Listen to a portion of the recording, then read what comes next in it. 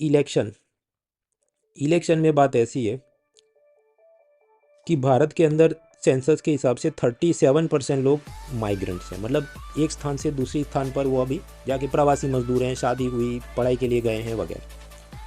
और भारत के अंदर जो भी एलिजिबल वोटर्स हैं या एडल्ट पॉपुलेशन है सिटीजन की, उसमें 30 करोड़ लोग वोट नहीं देते।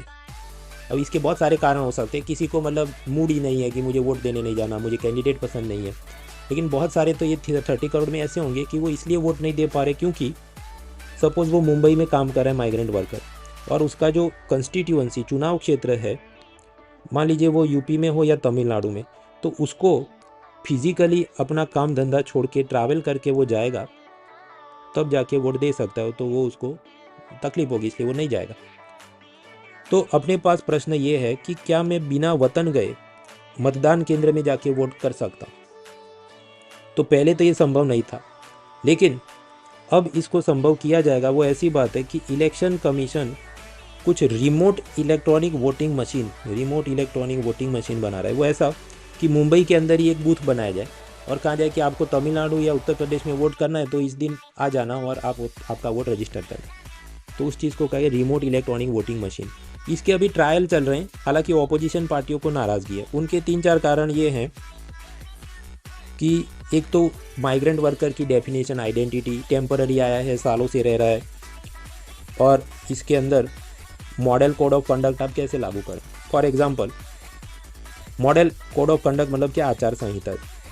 अब ऐसी बात है कि यूपी में चुनाव है तो योगी सरकार ने बहुत बड़े बड़े प्रोजेक्ट का अनाउंसमेंट नहीं करना चाहिए, लेकिन महाराष्ट्र में भी तो बीजेपी सरकार है, तो वो यूपी के माइग्रेंट वर्कर जो महाराष्ट्र में रहते हैं उनको राज़ी करने के लिए कुछ बड़े बड़े अनाउंसमेंट कर दे, जिससे खुश होकर वो बीजेपी को वोट कर दे। तो इन सब चीज़ों में मॉडल कोड ऑफ कंडक्ट को आप कैसे इंप्लीमेंट करेंगे, that will be a challenge. बाकी technical administrative challenge, data security, EVM hack हो जाता है वगैरह वगैरह बातें। इलेक्शन से आगे बढ़े तो इलेक्शन जीत के जो लोग पॉलिटिशियन बनते हैं तो आप जानते हैं वो तो परमानेंट में मतलब कुर्सी का मोह छूटता ही नहीं है। लेकिन उसमें एक नया डेवलपमेंट ये आया कि न्यूजीलैंड की जो फीमेल प्राइम मिनिस्टर थी उसने खुद ही रिज़ाइन कर दिया कि बस मैं थक चुकी हूँ, मेरे को प्रधानमंत्रीगिरी नहीं करनी है, मेरी टंकी में अब ईंधन नहीं बचा, no more fuel left in my tank बोल के उसने रिज़ाइन कर दिया। जबकि आप जानते हैं इंडिया के अंदर मिनिस्टर लोग चाहे 90 साल के हो जाए, 100 साल के हो जाए, खुद से हटते नहीं, सिवाय के जो यंगर जनरेशन है वो धक्का मार के निकाले नहीं। अब इस पर सब चर्चा कि एज ऑफ रिटायरमेंट होना चाहिए कि नहीं, और कितने साल का टेन्योर होता है अलग अलग देशों में। तो मेंस पेपर 2 के अंदर वो एक चीज़ है कंपेयरिंग कॉन्स्टिट्यूशन, कि जैसे यूएसए में प्रेसिडेंट को 4 साल के 2 टर्म मिलते हैं, ब्रिटेन के अंदर प्राइम मिनिस्टर की कोई ऐसी टर्म लिमिट नहीं है वगैरह वगैरह। तो point two think and reflect. अब उसके अंदर हम थोड़ा और आगे बढ़ें एथिक्स और लीडरशिप पॉइंट ऑफ व्यू से।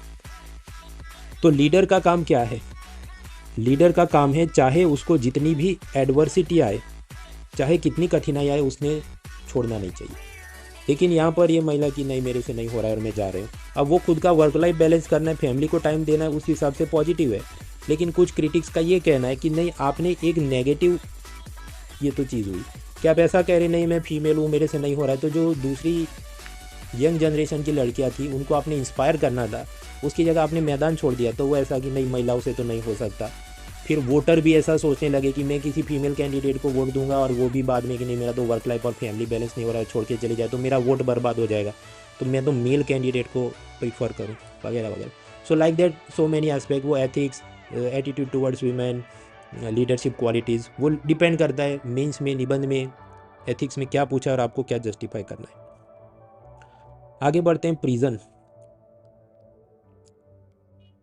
भारत के प्रेसिडेंट द्रौपदी मुर्मू जी ने एक बार कुछ स्पीच दी थी कि अगर अपनी समाज प्रगति कर रहा है तो जेल में कैदी बढ़ने नहीं कम होने चाहिए, जबकि असल में हम पाते हैं कि बहुत ज़्यादा बढ़े। उसका एक ज़्यादा प्रॉब्लम क्या होता है, बहुत सारे अंडर ट्रायल होते हैं जिनको बेल नहीं मिलता। बेल के लिए मान लीजिए 1 लाख 2 लाख रुपये चाहिए, बहुत गरीब आदमी है, उसकी फैमिली को ज़मीन बेचनी पड़े तो फैमिली ये सोचेगी ज़मीन बेचेंगे तो घर वाले क्या खाएंगे, इसको बाहर निकालने का कोई मतलब है नहीं, और वो पूरी ज़िंदगी जेल में उनकी निकल जाती। अब इसके खिलाफ लेटेस्ट बजट 2023 में एक यूनिक बात कही गई कि ऐसे कैदी जो बहुत गरीब हैं और अपनी बेल नहीं कर सकते तो सरकार उसकी फाइनेंशियल हेल्प, वित्तीय सहाय करे। तो वो सब चल रहा था। पैरेलली दिल्ली के अंदर लेफ्टिनेंट गवर्नर ने ये कहा कि मुझे 1 लाख स्क्वायर मीटर की ज़मीन दे दीजिए, क्योंकि दूसरी जेल बनानी है, दिल्ली के अंदर कैदी बहुत बढ़ रहे हैं।